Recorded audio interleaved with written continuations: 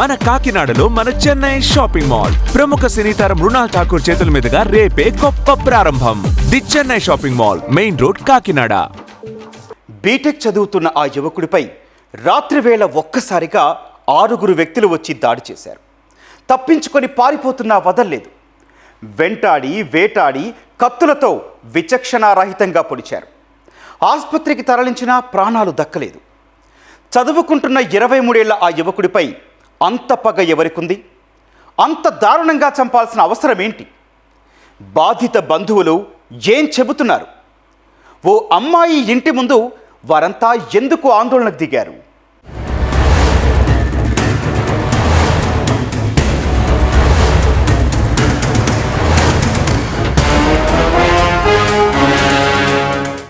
మే 7, 2026 రాత్రి సమయం సికింద్రాబాద్ చిలకలగూడ 3 ద్విచక్ర వాహనాలపై 6 వ్యక్తులొచ్చారు. టీవీ చూస్తున్న యావన్ అనే యువకుడిపై కత్తులతో విచక్షణారహితంగా దాడికి దిగారు. వారి నుంచి తప్పించుకొని యావన్ బయటకు పరిగెత్తినా వదలకుండా విచక్షణారహితంగా పొడిచి పారిపోయారు. తీవ్రంగా గాయపడి అపస్మారక స్థితిలోకి వెళ్లిన యావన్ని గాంధీ ఆసుపత్రికి తరలించగా అప్పటికే మృతి చెందినట్లు వైద్యులు ధృవీకరించారు.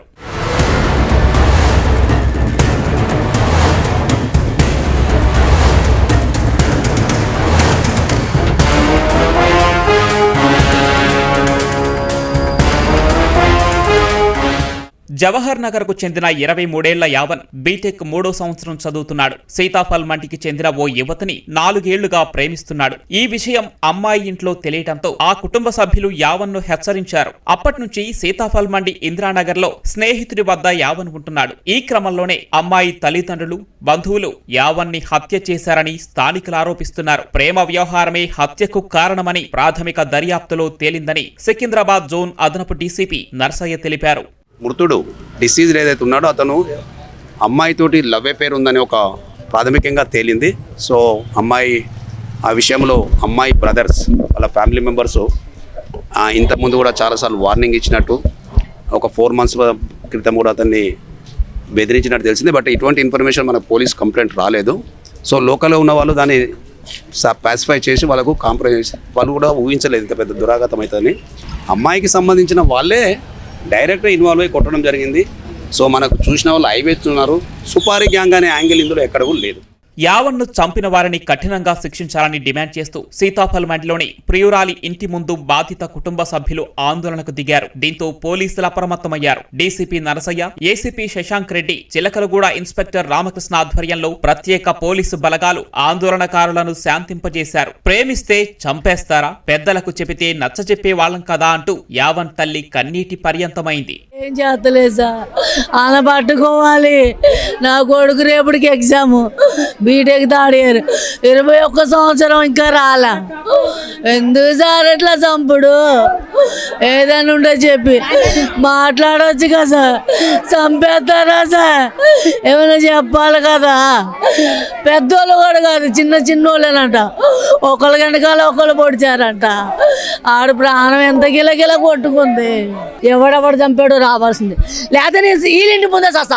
నా కొడుకుని కూడా ఎక్కడికే తెస్తా. తెలివైన ఎంత బంగారం, అందగాడంటే అంత అందగాడయ్యా నా కొడుకు. నా 6 కొడుకులు అంత అందంగా ఉండరు.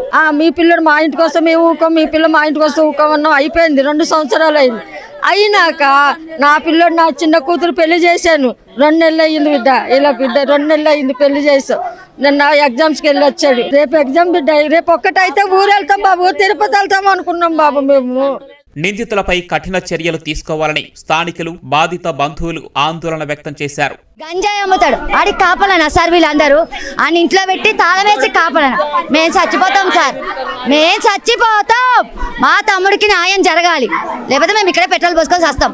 మా తమ్ముడు బాడీ తెచ్చుకొని సంవత్సరం అవని 2 సంవత్సరాలు అవని ఇక్కడే ఉంటాం. నిజంగా ఆయన ఏమైనా చిల్లర లెక్కలు చేసిండా? చనిపోయిన అబ్బాయి ఒకవేళ ఏమైనా తప్పు చేసిండంటే కోర్టులు ఉన్నాయి, పోలీసులు ఉన్నారు, వాళ్ళకి కంప్లైంట్ ఇవ్వచ్చు. లేదంటే ఇక్కడ ఉన్న బస్తీ పెద్దవాళ్ళు ఉన్నారు, వాళ్ళని పిలిపించి మాట్లాడచ్చు. కానీ అన్యాయంగా రేపు ఎగ్జామ్ ఉంది, చదువుకుంటున్న వ్యక్తి మీద ఇట్లా దారుణంగా దాడి చేయడం, ఇంత కూడా వాళ్ళకి రిగ్రెట్ లేదు. అది జరిగినాకనే ఇమీడియట్గా స్నాప్లో ఫోటోలు పెట్టి ఫుల్ మర్డరు అని సెల్ఫీలు తీసుకొని పెట్టడము. అంటే ఏంటి ఈ అరాచకం? అంటే మనుషులా బిహేవ్ చేస్తున్నారా వీరు? కానీ ఇట్లాంటి వాళ్ళు ప్రజల మధ్యలో ఉండదు.